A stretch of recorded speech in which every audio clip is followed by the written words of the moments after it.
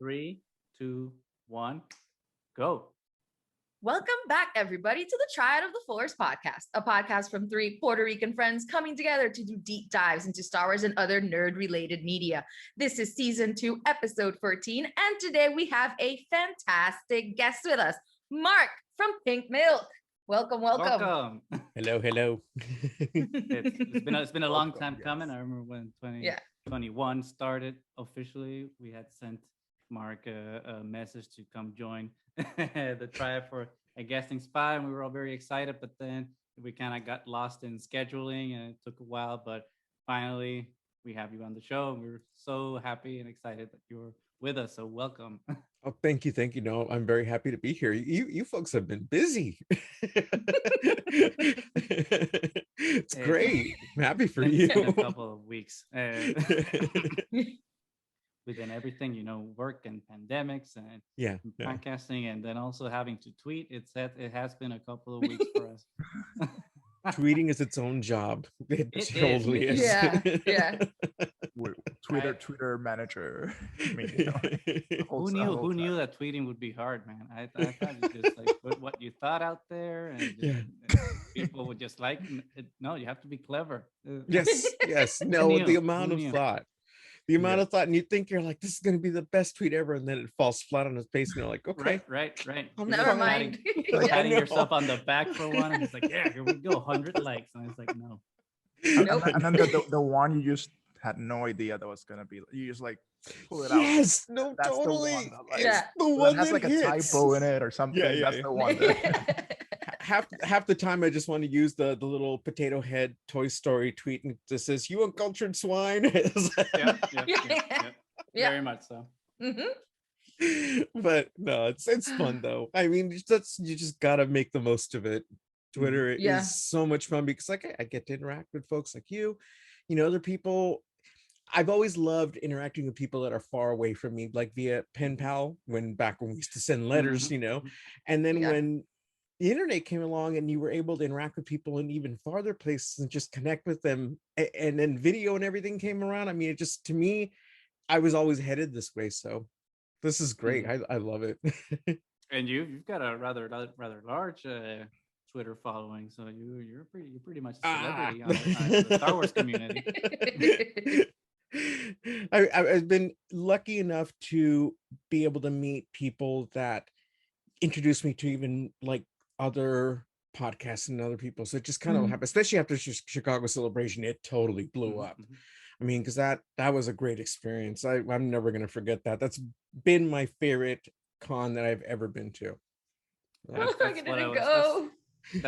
what I was going to ask you about, actually. Now, before kind of going more into a little bit more personal questions about you, I did want to ask you about if you had been to any celebration. Clearly, you just said that you've been to Chicago. So Mo and I were actually at that celebration, as we have mentioned a couple of times on the podcast before.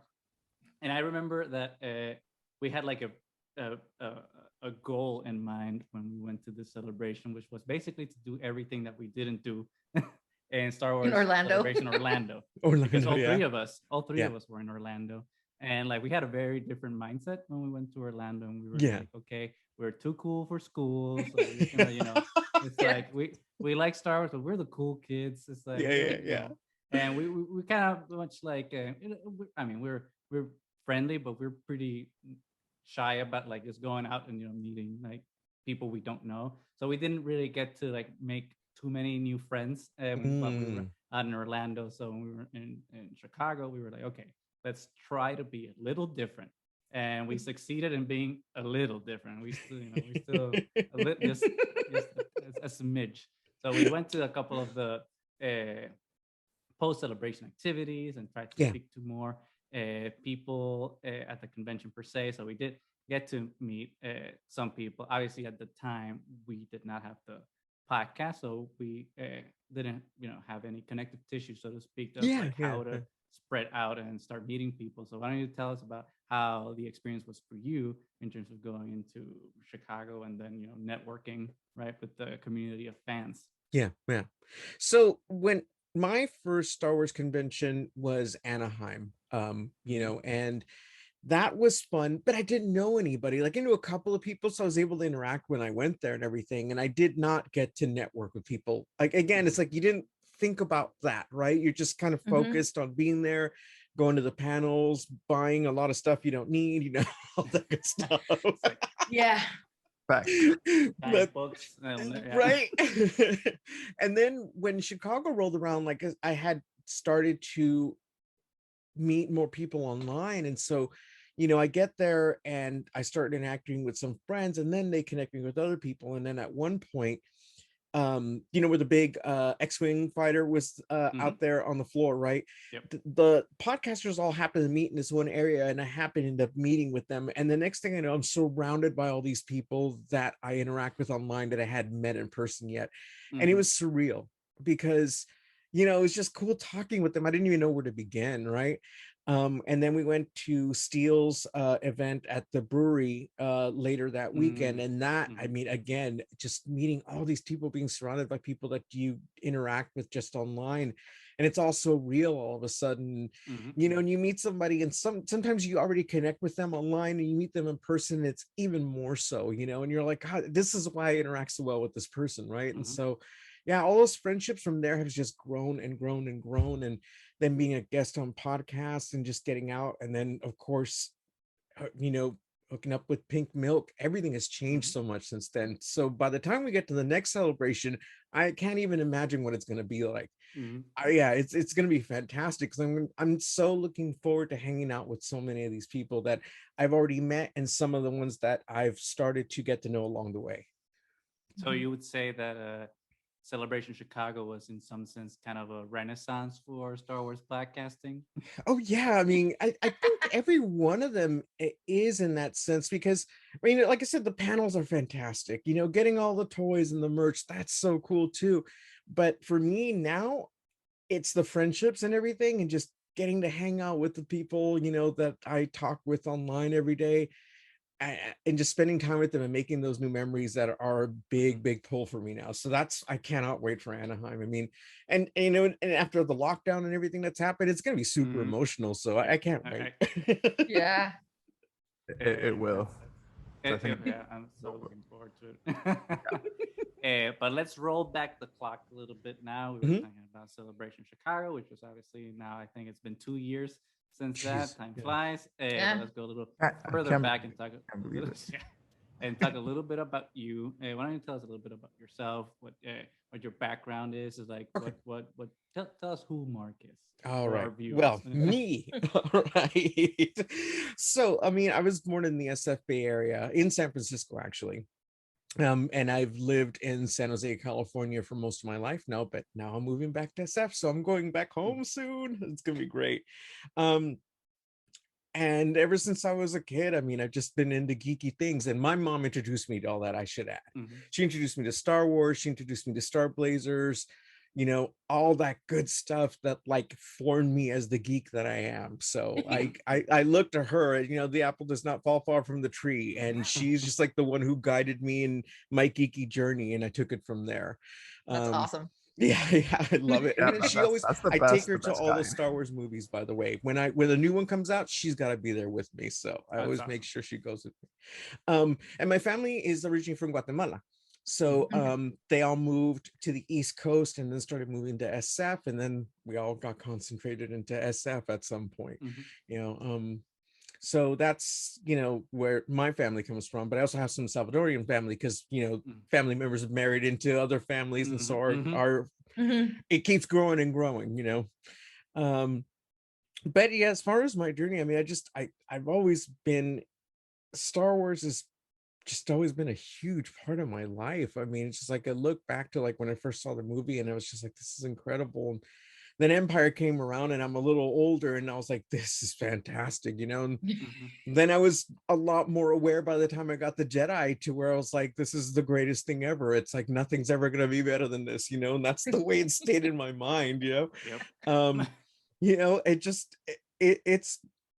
amazing how much that those set of films have had such a huge impact on my life. I mean, because look, all these years later, I'm here talking with people, I'm connecting with you guys, you know, and I'm meeting new people all the time and making new friendships. I mean, over the summer, everything that's happened with meeting Brian, being a part of his podcast, and then becoming part of Pink Milk, I didn't see that coming. I mean, it just all of a sudden, the next thing I know, I'm part of a podcast and I'm getting to know new folks and everything. And I'm so thankful because last year was tough. But the things that came out of it too, there's so many positives that I'm like, I will take them. I was like, this is great. And that's, it's it's like take the good with the bad, but that's, I don't know. And I also, I'd say, as far as stuff that I love outside of that, Indiana Jones, I'm an 80s kid. So I grew up on Indiana Jones, E.T., I'm trying to think of what else. And we're getting a new Indiana Jones. Yes, I know. Oh, that should be cool. Yes. And I love beer as well. So yeah, my partner David and I are like huge beer geeks. That's part of our vacations. Wherever we go, we got to hit up breweries, got to try new beers, and foodies as well, I should say.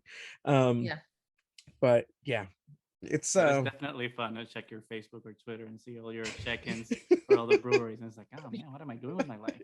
I'm only drinking like PBRs and 312s here. Switch it up. Gotta step up the game, Goose. I know. But yes, I hope that covers it.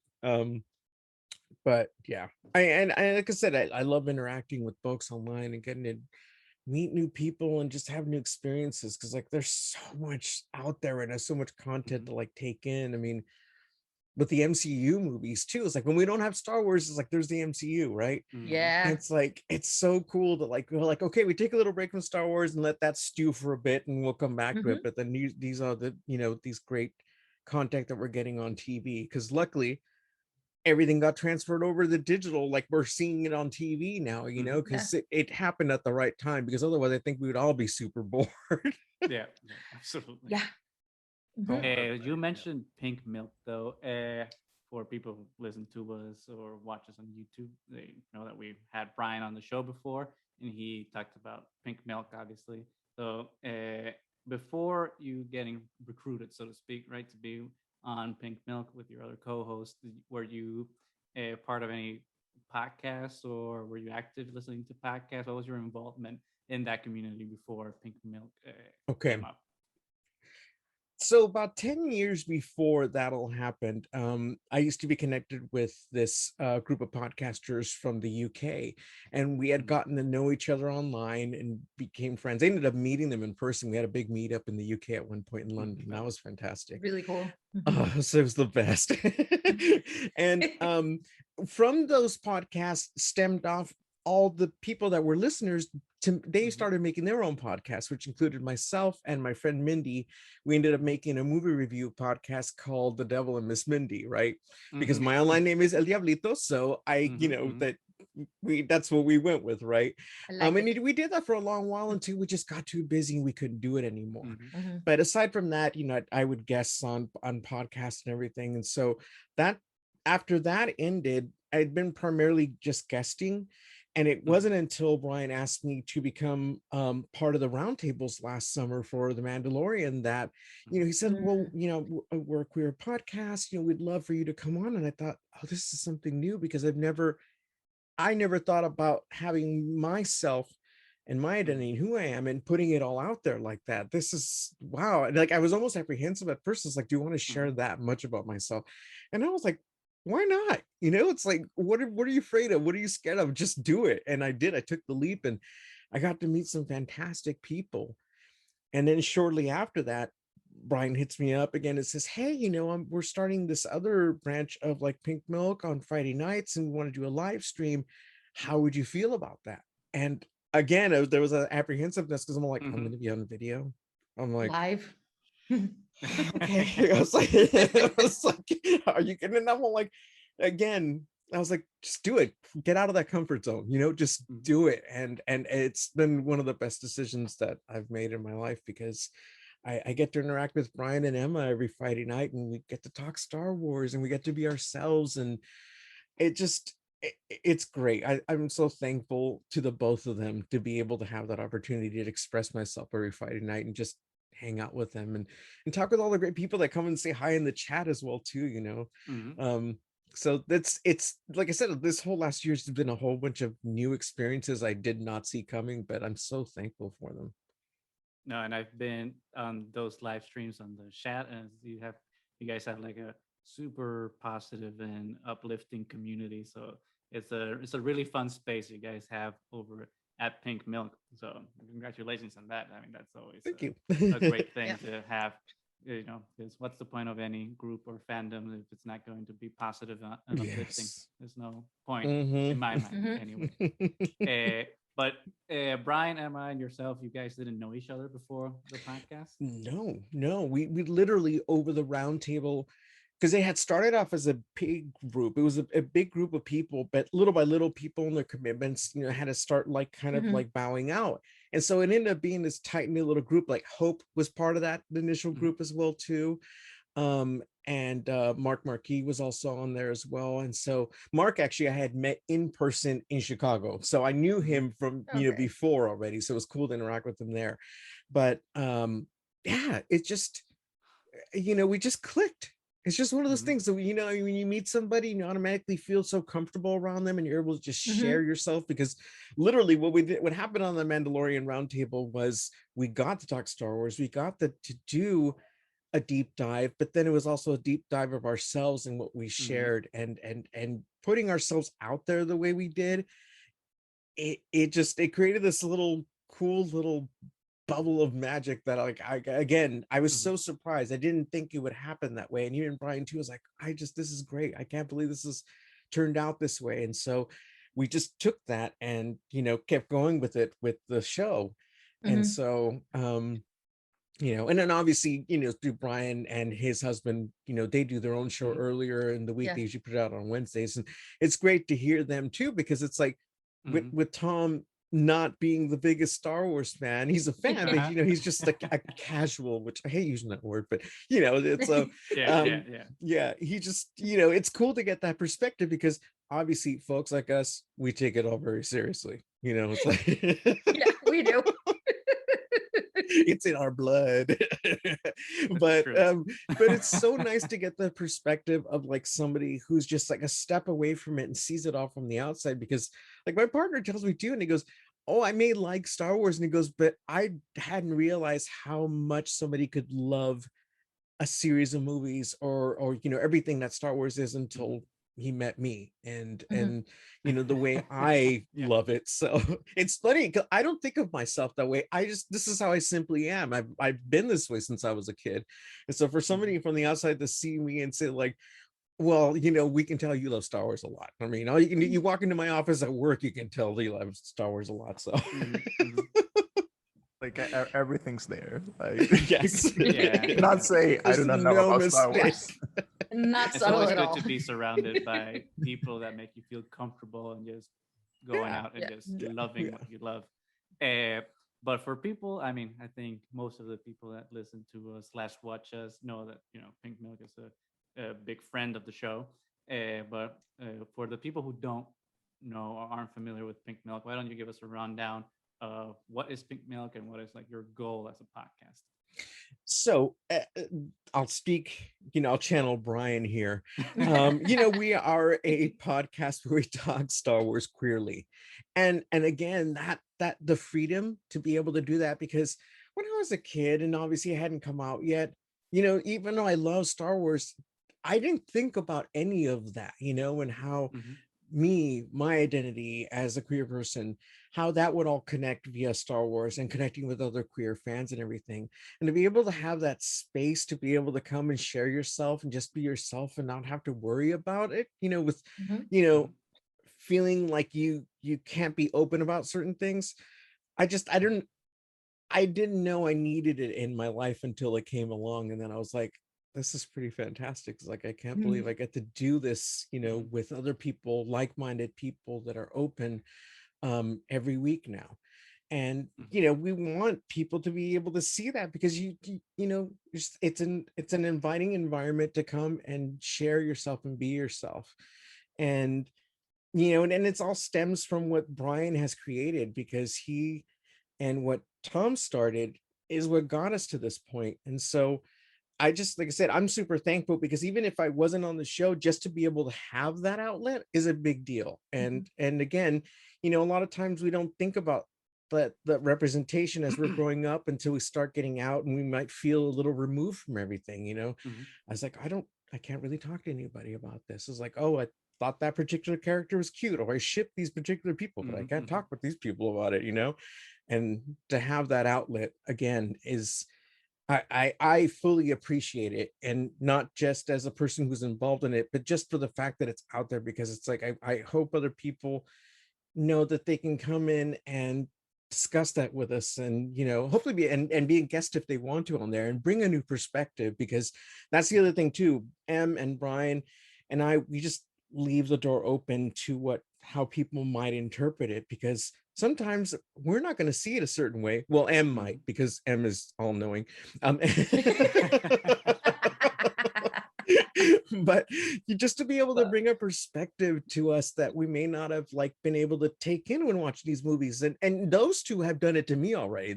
I'm like, I never thought about it that way, and it's just completely changed the way I think about the movies, and not just the original trilogy, but just in general what we've seen in the prequels and the sequel trilogy, and all the new material. I mean, it's just awesome to get different perspectives and take them in and be open to them, even for the stuff that you may not even necessarily care for. But it's nice to have that outlet. So I'll leave it at that. So before I repeat myself too much. No, but thank well you said. for again, like you said, that expression and being able to, people don't know what they might be missing until they actually have seen it. So thank you. Exactly. Kind of writing off on what you mentioned, I had a question for you, since you have been involved with the podcasting community, have more knowledge on that. Before Pink Milk, and this is me being ignorant, uh, what podcasts are doing out there. Had there been a podcast that was queer focused for Star Wars before that, or yeah, I mean, and that there are other communities out there in other places, but it's all about, here's the thing, there's more options out there now, which is fantastic. And you may gravitate towards some, and some will be like, oh, this is not for me. And it doesn't have to be, you know what I'm saying? But there's no reason to think about them negatively. They just simply have their own niche, right? They want to do their own thing. They're like, this is for me, this is not for me, but just the fact that we have that option now, I love it. Because before, it was just very much, a sausage fest, and that's what I was gonna yeah, and now there's so many different voices and so many different places that you can go to and find that and feel safe at, and just be able to enjoy it, that and it keeps growing. I mean, it's like you keep seeing all the new folks that have come through in the last couple of years, Sisters with Savers. I love seeing, I mean, just they popped on the scene. It's like they were always there. I love that. I love that. It's just you just start, and you hit the ground running. See, and you guys as well too. I mean, just literally, it's so great to see positive voices come into this fandom and become part of the family, and I appreciate, and I can't wait to see what keeps coming, because there's going to be a whole new generation of folks who are going to want to put their voices out there, and then next thing you know, we're the older guard, and and they're showing us how to do things. So there's that.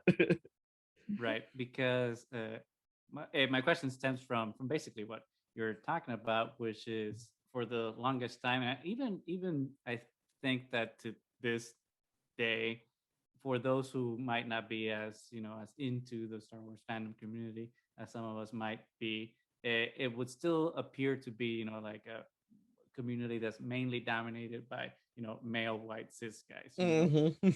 So I feel that, in a way, and correct me if I'm wrong, for the last couple of years, to obviously now, that, not necessarily that it's changing, but it's whitening, and these voices, you with Pink Milk, or in Sisters with Sabers, and Geeky Waffle too, that are bringing in different perspectives and identities into the fandom, are kind of making a bigger mark and a bigger a place for the community. How do you feel that representation is kind of occurring in the community? First, right? I think this is a two-pronged question. First, in the community and the fandom, and then we'll talk, right, about what Lucasfilm is doing. Well, even before, like, I when I was in Chicago, I don't know, did you folks get to sit in on the Star Wars Representation Matters panel out there? So, because I was able to stop in, and it was great because even before you saw what's happening now, there was always a push to have that representation out there, right? Because it hadn't happened yet. Again, Sausage Fest, a lot of dudes just talking on their podcast, and don't get me wrong, that's not a bad thing, because there's a lot of great ones out there, a lot of great accepting people that had started all this beforehand, but then when people felt like, I want my voice added, and you've seen it grow and grow and grow, and I saw it, like, it may have obviously started before Star Wars Representation Matters, but I loved when I started seeing that focus, right? And it's just grown and grown and grown, and I just think that by the time we get to Anaheim, there's going to be a pretty good group of us that can really be able to get together and feel welcome together. That I didn't have that in Chicago, and that's okay, because like I said, I've met a lot of other fantastic people, but it's going to be so nice to be able to see each other, the people that have put that themselves out there this way since then, and to be able to interact with them, and so I'm really looking forward to that. And then the other part, you were asking about Lucasfilm. I mean, obviously they've got a ways to go, but they may mean well. They may mean well, but it's like, they're just barely dipping the toe in their water, and they're like, hey, you know what? We got a lot of money too, so like, we like spending it. How about you just, throw us a little more than just a little kiss in the background of a movie, or, but book wise, there seems to be more representation. We're seeing that a lot more, and that's great.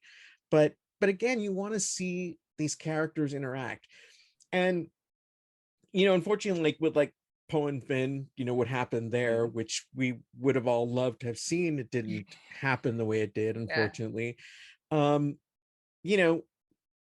the next time things will be a lot more different. I mean, and they have to take that leap eventually, because it's like, if they're scared, oh, well, what if that, people don't want to watch the movie because of that? And it's like, well, you know what? It's real life, whether you like it or not. We're not going to disappear. You got to put it out there at some point. And so it's going to be interesting to see what Lucasfilm does in the end, but it is a little tiresome to be waiting so long for that representation from them. I mean, especially because sometimes it's like they take one step forward and two steps back. So it's like, just take a deep breath and take the plunge and do it. Yeah. And sometimes it feels like they're apologetic about it, right? Because they try to do the right thing and have some representation, but then they kind of backpedal a little bit when they see the backlash from a certain group of fandom, which I don't know why they are, they care about them so much. It's like they're just loud, but who cares about them? They're the minority here. Yeah. You just have a coordinated effort to dislike everything on YouTube that's High Republic focused. But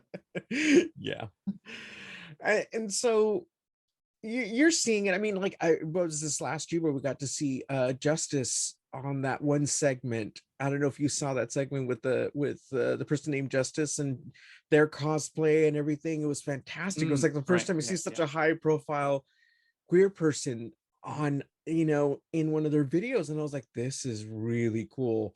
Like, they're listening, and it's gonna get there, and how it all works out, we don't know what's ahead. We might see something, that we weren't expecting all of a sudden, but they just need to do, like, I don't know, do you guys ever watch the show The Orville? I have not. You have not. Okay, so I keep hearing about it, and I hear it's great, but it's a great little show. It's much like, it might be ripping on Star Trek, but it's also an homage to it, and there's two characters on there that are like kind of like the Klingons from Star Trek. These guys are very honor bound, and they're very masculine, and just very aggressive, right?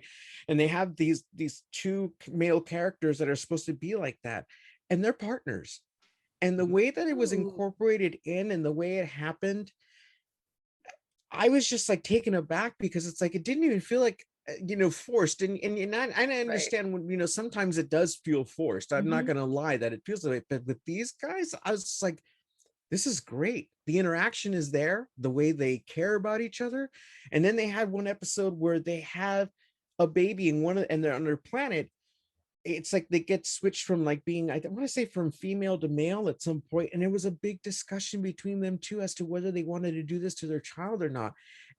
And just the subject matter blew my mind. I was like, I can't believe they kind of like snuck this in there and did it in the way that Star Trek would do it, like the way it would do it before with like Next Generation and the original series, with any, whether it be race or whatever, just these hard political subjects, but they're gonna sneak them in and do it in such a clever way that you don't realize you're having your mind widen and your eyes opened, So yeah, it was interesting. So I was like, this little show that I kind of disregarded, I'm all just kind of blew my mind right now.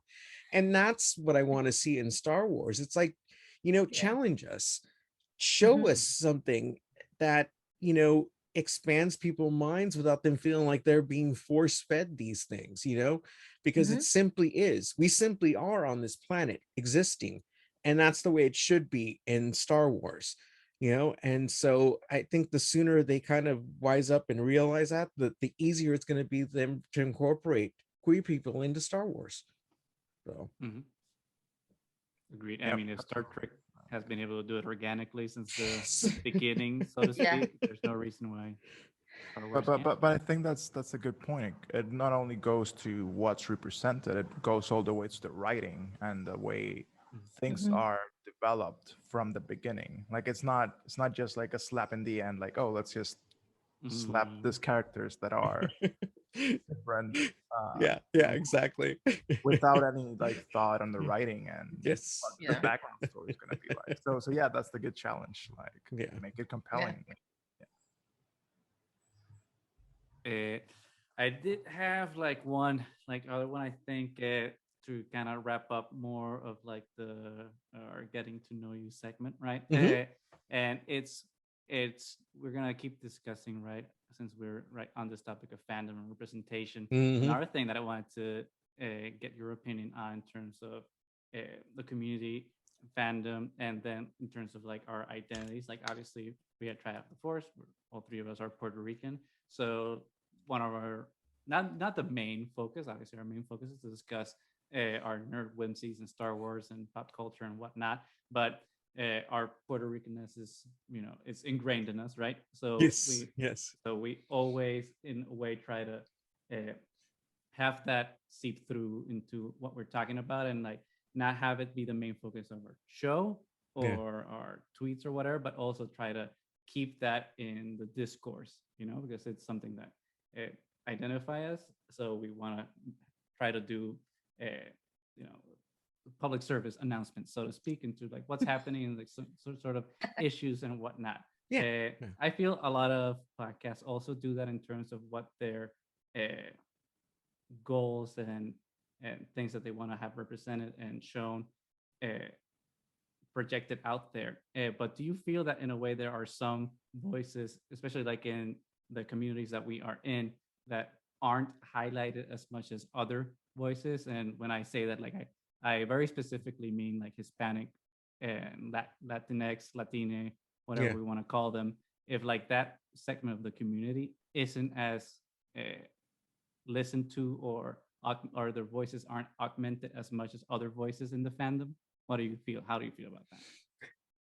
Yeah, no, I mean, I totally get that, because I feel like lately now, like, with the podcast and everything, my quote unquote queer voice, I get to express that more often, right? But I still feel like I don't get to express myself as, a queer Latinx person enough, and that, because to me, they're hand in hand at this point. But like being on here with you guys, it's a big deal to me, just to be able to be here and express myself, and even being able to talk Spanish if I want, and because you connect with people the moment that you run into somebody who speaks Spanish. It's like there's a camaraderie there already. You get to express yourself, the way you say certain words, you talk about certain things. we may all be very different from different countries and everything. There's a connective tissue there. There's certain things that we grew up on, how very passionate we may be about our families, whether it be food that connects us, whatever, but just, the language itself, it opens doors. And I'm very thankful that I grew up learning Spanish as well too, because I was able to talk to my abuelita as well. So thankfully, when she was alive, but again, it's just to be able to connect with that. So I don't think that I get to, I think this is the first time I actually get to use this word to express my Latinidad all that often, but I would like to put it out there. I think part of the reason why, like when we were talking about the subject for this podcast, the reason that prompted it also the other day, and I was thinking about it, is like when Pedro Pascal had put a tweet out there thanking, Guatemala and thank for Oscar Isaac, right? And I was like, that's so cool. I love it. He's talking about Guate, that's where my family's from. And I said that, I was like, that's a great shout out, because for me, since I was a kid and I started taking a deeper dive into Star Wars, when I found out that they had done the Yavin 4 Masasi Temple scenes in Tikal, in Guatemala, it just, to me, it's like it opened up this door of like, oh my God, there's part of me in this, and like, this is really cool. Like I can say, hey, that was filmed in part of, my country. I may not be from that part up there, but still, yeah. And so it just, to me, it's always been a big deal. And so just to be able to connect with that and have a little piece, and whether it be an actor that comes from your own country or everything, it's like you feel, again, going back to that representation, like this, just like, it's so great to have that voice out there and that person being heard. And I'm loving that we're seeing more and more Latino actors and Latina actresses in Star Wars. And I hope that continues, luckily, we're getting some of them to come back, and so who knows what's ahead. But yeah, I just, for me, I don't think it gets put out there enough, but I think with voices like yours and myself putting myself out there, it's just going to continue growing and growing. But you see it when you go online to like Facebook groups, and they're like, there's a Guatemalan Star Wars group, and I love seeing them talk about it. And I'm like, oh, it's so cool to see their perspective, and what they love, and like how they're following the fandom and everything. And so I love that. I love being able to see people from different countries and how they're seeing Star Wars through their eyes, because it's not the same, but I want to hear it, and I want to hear it in their own words and how they see certain things. Because it's funny, I mean, here's something I saw the other day, the way that some of those countries see the Empire and the way they see the good guys and the way they compare America sometimes to that. I'm like sitting there, I'm like, oh, that's a little uncomfortable, but they're not wrong. So there's that. Yeah.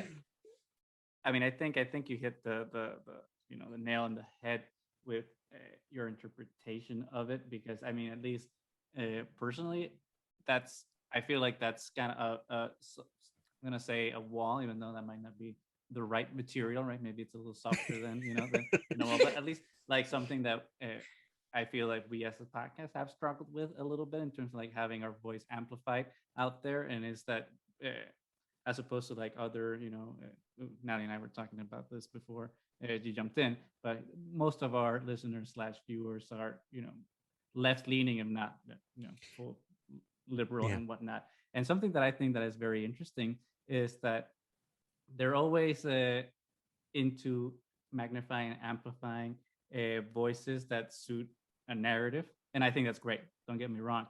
But I think it's interesting that when all of a sudden, like, some minority voices have something else that they want to amplify and have that be, in that main discourse, it's somehow kind of pushed to the side or sidelined and ignored to like a very high degree, which I find very odd from, this this particular side of the fandom. I would expect it from a different side of the fandom. But I think it's something very interesting to discuss, just because, it is something that happens, and I don't think it's a particularly conscious effort. I think it's one of those what do you call it? Subconscious things that just happen, but still needs to be said because it happens and it's out there. Yeah. I mean, it's like what you have to think about. It's like, even though we want to be welcoming, after a while, it does get a little cliquish, and it may not have started out that way. But unfortunately, it's like, it might be hard to let somebody new in. It might be hard to think about something new sometimes. Change is difficult, and even for the kindest people, or even for the people who are open to it, it may not be easy for them to take in. They don't know how to handle the new information. And so until it becomes part of like the everyday, then you realize, oh, like, why was I fighting it? Why did I not want to accept this new way of thinking, or this new group of people? So and I mean, it's hard to be welcoming to people that have a really negative attitude, or just really angry all the time, and so that's always going to be a problem, because you don't want that element seeping into positive fandom, but we do need to listen to them a little bit, but I don't want it to rot the whole barrel of apple, so to speak. So it's like, okay, well, we heard you, just like, that's nice, but there's good criticism and bad criticism. It's just all in the way it's presented, because nothing is perfect. Star Wars is fantastic, but I've learned that I can't be super precious about it too, because what, it's imperfect, but we love those imperfections. And even the worst Star Wars is still like, hey, it's still Star Wars. So that's that. And there's always chance for improvement too. Yes, so. Exactly. Yeah, just like people, just like it's like us, it's like, and that's okay. Yeah. Actually, obviously, we've been talking about Latinx, Latine, and Spanish-speaking communities in terms of Star Wars. I think it's a good point to kind of seg into one of the main topics of the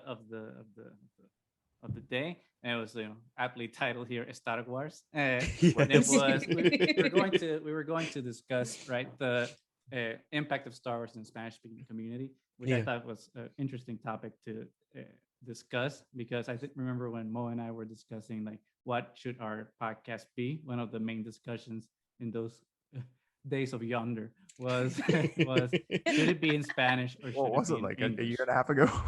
Probably longer. We've had some drunk conversations years before that. And like one of the main discussions was always like, should it be in Spanish or should it be in English? And it was a fair question. Obviously, one of the things we discovered, right, while doing like some research online to see like the communities, both in Twitter and YouTube, we found that there's like massive fan groups and podcasters and YouTubers, and particularly Spain and Mexico was like the main pockets, right, that I found. And at the end of the day, we ended up making like a conscious decision to move forward with English speaking, so that we can have like a broader access to like more voices, but also kind of get that maybe on the Lucasfilm community, kind of self-serving, obviously, but based on seeing like that whole Spanish-speaking community, it was interesting then to note how Star Wars impacts them in particular, especially because for us, growing up in Puerto Rico and having like that bilingual upbringing, like most of the movies when they came to the island, they were shown in both ways. They were shown dubbed or in English with subtitles. So me personally, and I think all three of us that had the same experience, we all saw the movies in English.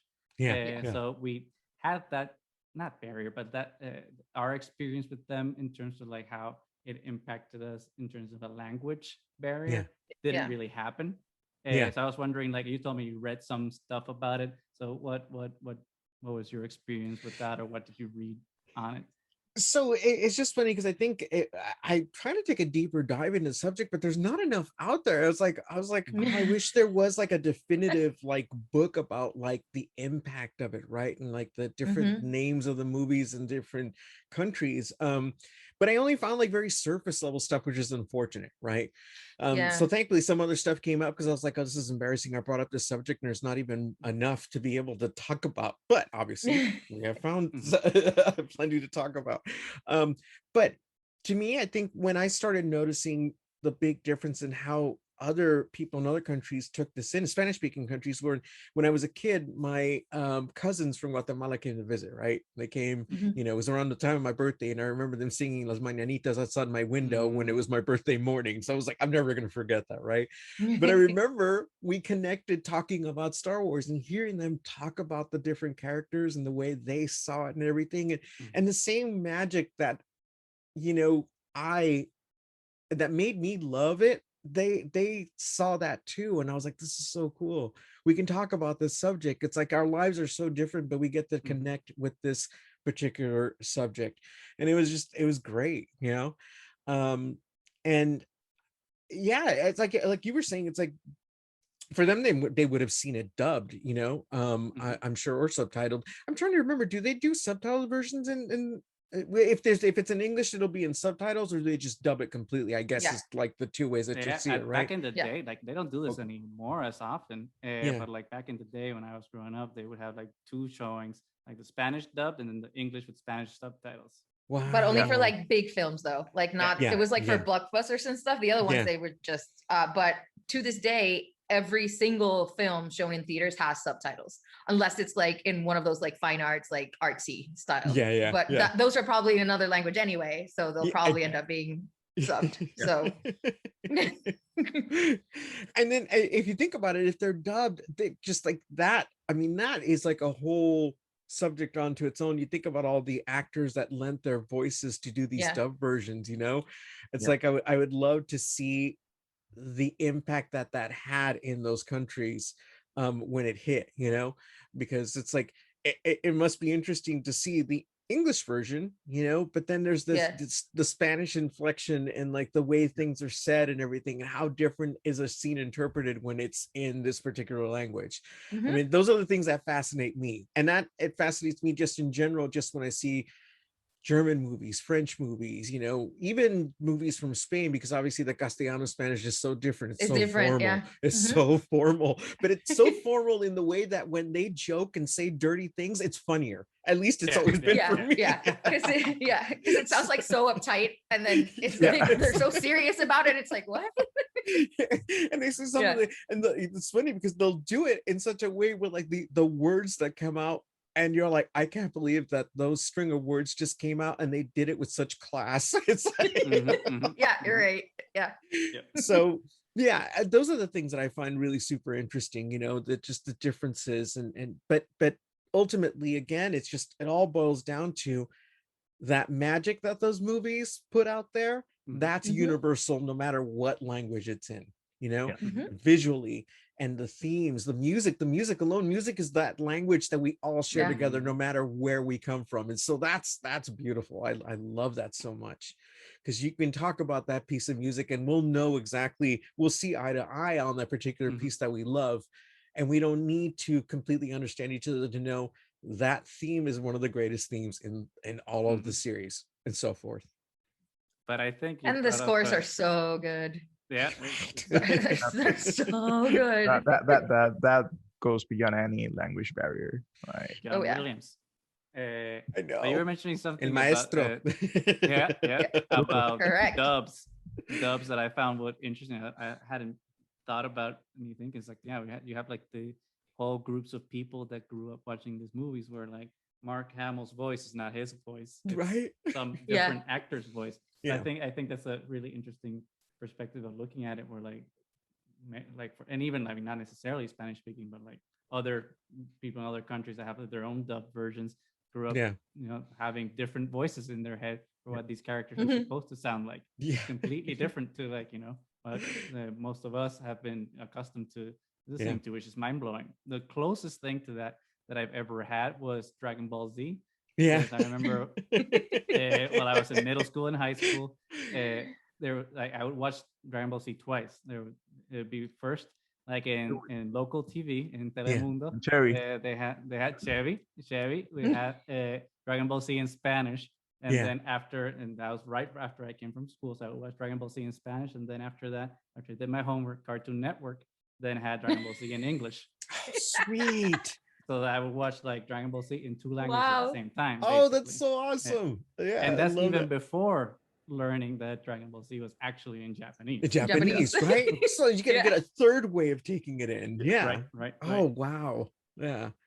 That's fantastic. Yeah, I gotta love it. I think one of the best examples I've ever seen of that, the stage musical Les Mis, right? For their 10th anniversary in Britain, they had this big concert where they performed the whole thing, on stage, not like as there's the stage musical, but they were just on microphones and they were acting out the parts, right? But when all was said and done and it got to the end, they redid one of the main songs from it, but they had a different cast member from all over the world do their part in their own language. And let me tell you, the tears that were rolling down my cheeks when I heard that, because it was still like, this is amazing. I was like, it just made that song that much better. And just to see all the interpretations and everyone's beautiful language interpretation of it was just overwhelming, And so, it's cool. I'm big on languages. It's just one of the things that just like, to me, I love when I watch stuff from a different country, like the way they express themselves, how passionate people are and the way certain words come out and so forth, So it's a big draw for me when I'm looking into a material, or whether it be a TV show or whether it be, a movie that, sometimes it doesn't work for me, but there are other times I'm like, that hit harder because I saw it in the original language.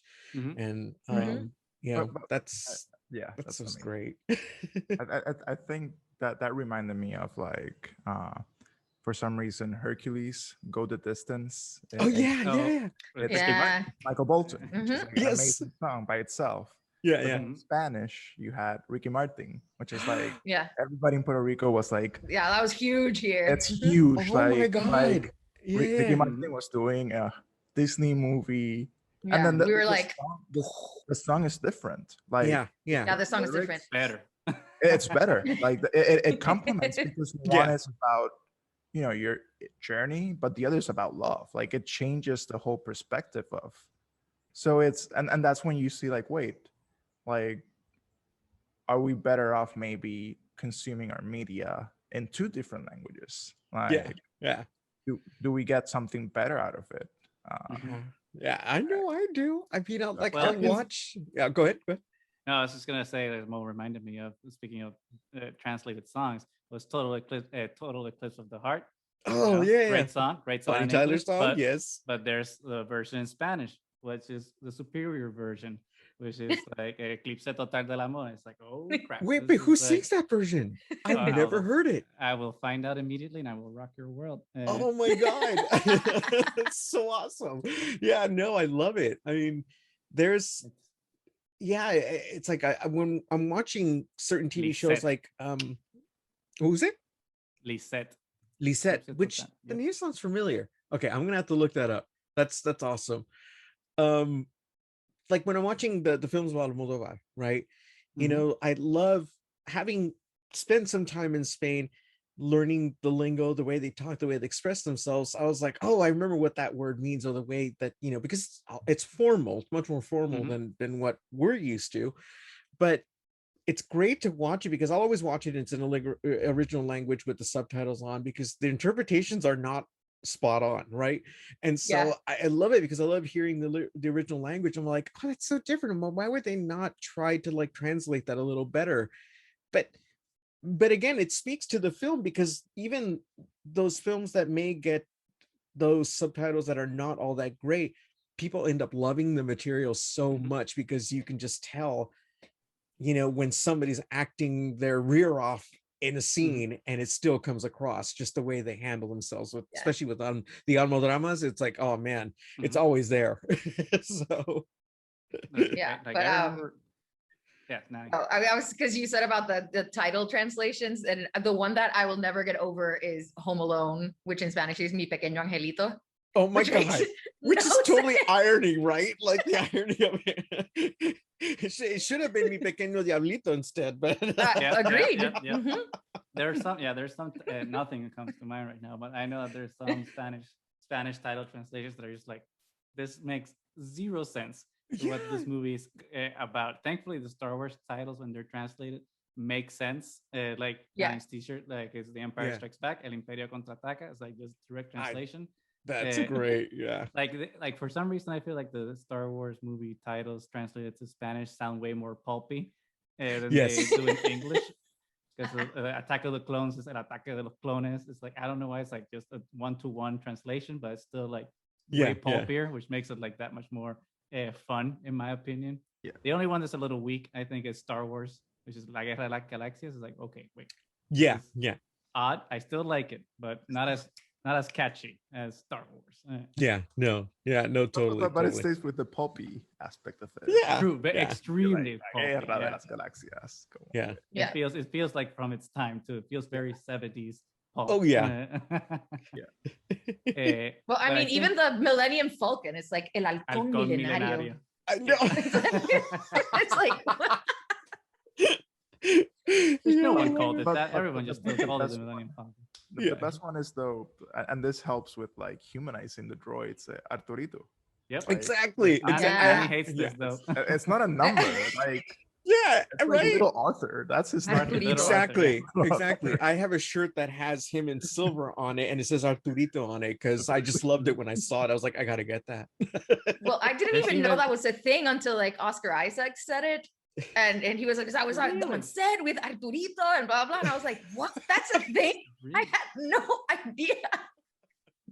Like to me, it was the other way around. And it kind of made me feel bad as a Latin person, like that I did not know that was a thing. Well, no, but it goes to show like how we consume our media. Like we have the benefit of like because we switch our brains, right? It's like Spanish or English or Spanglish. It's like 3 different things going on at the same time in our brains.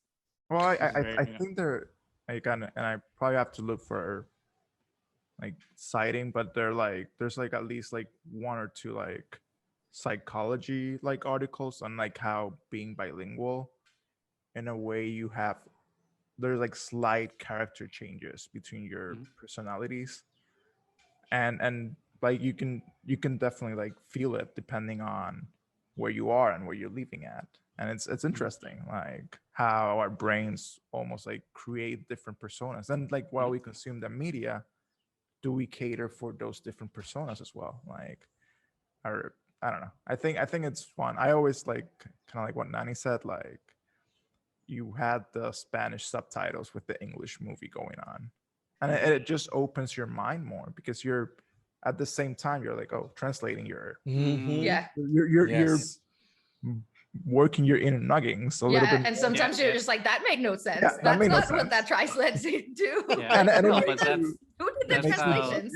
That's how school was for us too. I mean, when we were like in science or math class, our books were in English, but the class was in Spanish.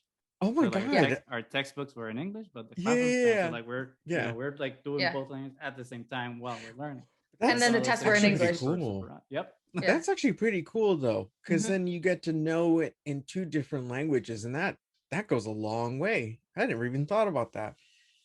Pretty cool.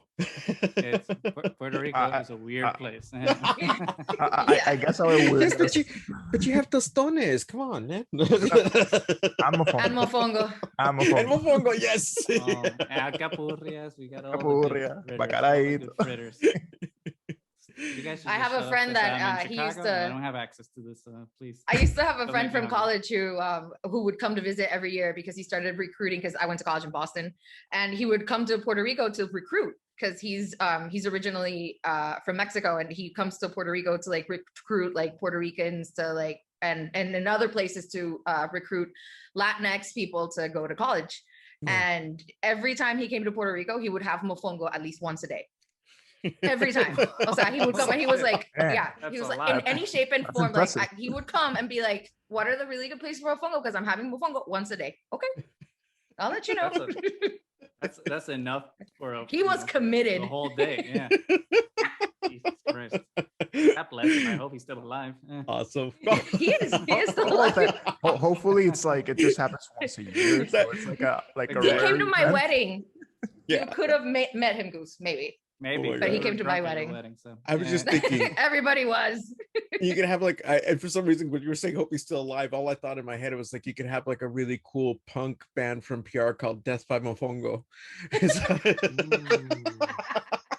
I like that. I'll write that down. That's I mean, I'm not gonna probably not gonna have a band, but that could be like a podcast spin-off. There you go. Death by Mofongo. I mean, it is a very, very possible death. Let's be honest. Like, Yeah, but a good one. On a daily basis. Yeah, but yeah, that's a good way. Yeah, to go, what a though. way to go. It's a good way to go. Absolutely, yeah. Let's switch gears a little bit now. I think we've talked about like the identity politics a lot, which is fantastic. But since we're close to May the 4th, let's switch gears a little bit and go into overdrive a bit on the Star Wars. And one of the main things that's going to happen on May the 4th is that the long-awaited animated series, The Bad Batch, is coming out. Obviously, we've seen a couple of trailers for it, and Lucasfilm has been releasing still images, like the character posters for all the members of the Bad Batch in the last week.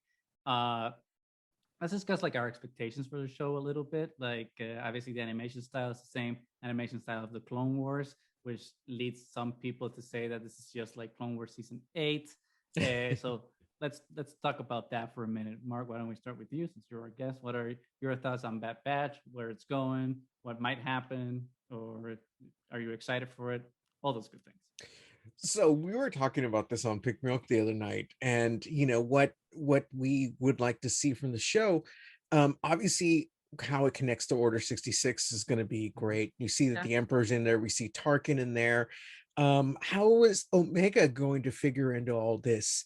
Is that character going to kind of somehow snap and like make things a lot more difficult for them, or will they lose that character along the way in the journey? You know, all those things. You know, now that they've like. It leaves the door open for like Brian was saying that, you know, for a section of Star Wars that we've not seen a lot of, and especially from the clones' perspective. And I think that's what I want to see, is that from that side, what happened? You know, how are they going to escape what happens within Order 66? Do they turn bad for like a while? Are they able to find a way to get around the chip? Do they have a chip or not? You know, like those are the questions that I'm looking to see answered. But it should be a lot of fun. I mean, you know, and again, if I don't end up loving the show, I'm just the fact that it'll be somebody's doorway into you know, the entry point for their Star Wars, and that's their Star Wars, then it's accomplished its job. You know, not everything has to be for me, but that doesn't mean that like a whole new generation of people are going to be like, this is so cool, I want to know more about Star Wars, and they start, you know, the deep dive into everything else. So yeah, I'm sure it'll be fun, you know, if anything. But I'm just great that we get something on May the 4th, right? Because normally it's just merch and, you know, other little things that happen, but we get an actual show on that day. So hey, that's already a win. Yeah, and don't we get it's like 70 minutes, right? So we get like yeah big episode. And then one later in the week. So yeah, we're good. Yeah. Gonna be a good week. Agreed. What are you thinking, Mo, about Bad Batch? Honestly, I'm not like even setting like expectations for it. I still stand with the first time I saw the Bad Batch, I was like, wait, are this the X-Men? So that in my mind, I'm gonna, maybe we'll just see like a new X-Men series, but with the Bad Batch clones. But I'm excited to see how they're gonna relate it to the already established plot lines, and how that's gonna either advance whatever's gonna happen down the road with the Mandalorian and the whole like Ahsoka story. I want to see if there's an impact to that, or if they're just completely divorced from it. I think it'll be interesting. I'm excited for it. So that's another Star Wars show. It's are we ever not gonna be like, oh, it's a Star Wars show, I'm not gonna consume that? Exactly. Yeah. Like, let's face it, whatever they put out there, which we'll watch it. It's like every one of those fans that always say like, I'm done with Star Wars. Star Wars is dead. They're the first ones in line. Night screening for the new movie. And they're gonna keep complaining, but they're still with gonna the be special edition cup and everything. Yeah. Exactly. Yeah. What about you, Nanny? What are your thoughts on Bad Batch? Well, one of the things that I love about the Bad Batch is that the Bad Batch is all about this like representation, because all of them, they're mutants. They're supposed to be like completely, different from their brothers. They're not even considered really clones, and somehow those things that were considered their flaws, it's what makes them more powerful and able to do all these things that the regular clones weren't able to do. So I would really like to focus more on like learning about each of these characters and what drives them and what makes them work so well together. So that's what I'm really actually looking for, is that character development of the Bad Batch. Yeah, I thought it was interesting though, because I think they released a trailer yesterday or Friday, which I don't know if they had done this in the original trailer, but something that caught my eye was that Omega speaks in this new trailer, and her accent or their accent was kind of a New Zealand accent, like Thames, so kind of leads credence to everyone's theory that she might be like the last clone that Camino produces.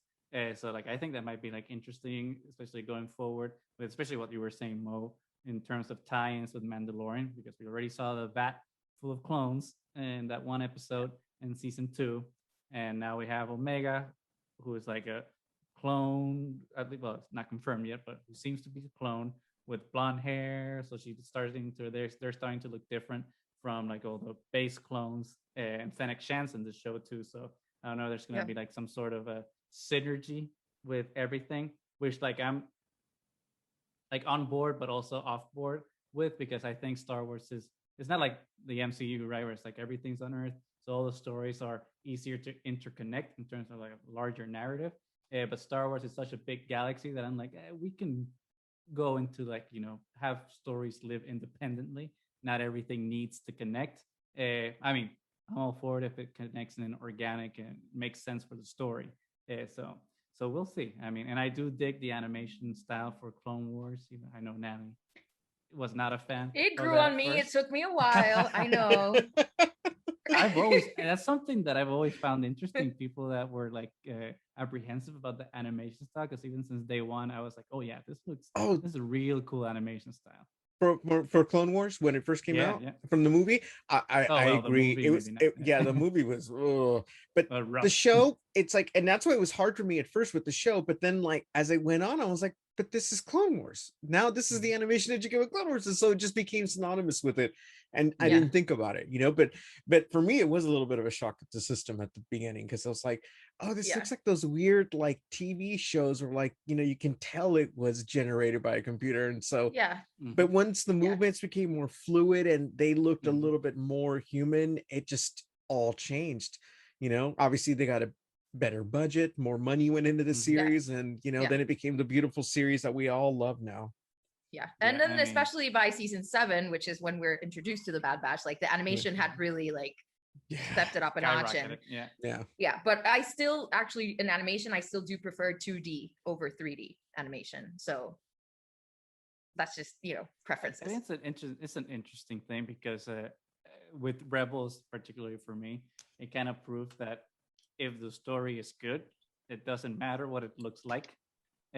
Obviously there's an artistry to that like I can appreciate one thing more than the other, but it proves that the story can transcend it. Because I'm to this day I'm still not a big fan of the Rebels animation style. I like the animation on Rebels better than Clone Wars, but the story, honestly. But the story is amazing. And I have the art of Rebels, because there's still some beautiful art in there, but the story transcends it, and I think that's what kind of at the end of the day matters. Story, which is something I think that Resistance also had going for itself too. It's just like, okay, we're gonna divorce ourselves completely from from Rebels and Clone Wars and just do like our own completely different animation style. So that's something that I think Lucasfilm should keep going in the future. It's like each story just has its own unique.